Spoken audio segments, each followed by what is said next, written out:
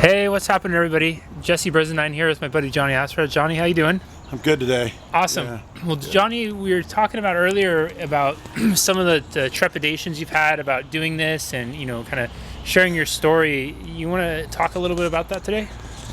Yeah, it's whatever you want me to do. I'm here for you. Yeah.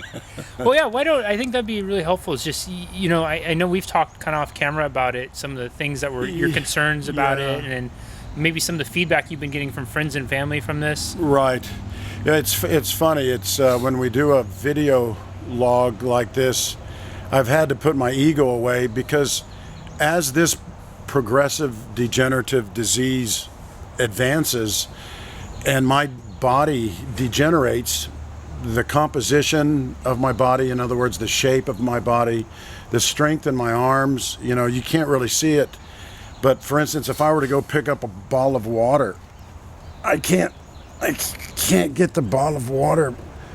I can do it with my left hand pretty good, even though it's progressing to that side of the body and my legs. If I try to hold the water up, I can't do it. So there's a lot of ego involved. Why would I do something like this? Again, to bring to light the insidiousness of it. Again, I'm repeating myself, but you got to come with me here.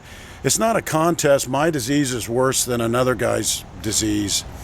And this is not a platform for me to complain how bad I have it. I've been given a gift of a slow-moving motor neuron disease called ALS. And I get all the time, people say to me, Johnny, you look great. I mean, how do you know what's moving forward? Well, just that experiment. 6 months ago, I'd be able to use that ball of water. I remember that too. Being able to, and here's another analogy that a lot of my friends throughout. The analogy is, it's kind of like, hey, Jesse, let's go out in the backyard and we'll get a bottle of wine and we'll talk about life and we'll watch the grass grow. And after about an hour and a half, 2 hours of watching the grass grow, you'd ask me, did you see the grass? I didn't see the grass grow. I mean, you sit and watch paint dry or grass grow, it doesn't move. But if you come back 2 weeks later, 3 weeks later, you'd say, son of a gun, look how much the grass has grown. Yeah. And that's really the analogy that I use for people that say, Johnny, you look fine. I mean, I don't notice. I work on hiding it.